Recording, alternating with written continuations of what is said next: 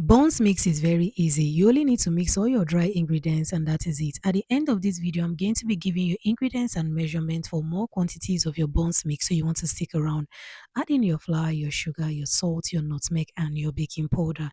That is all you need. You're not adding butter or egg because of course when you mix all of them together, just go on and package or keep in an airtight container and use it when you want to.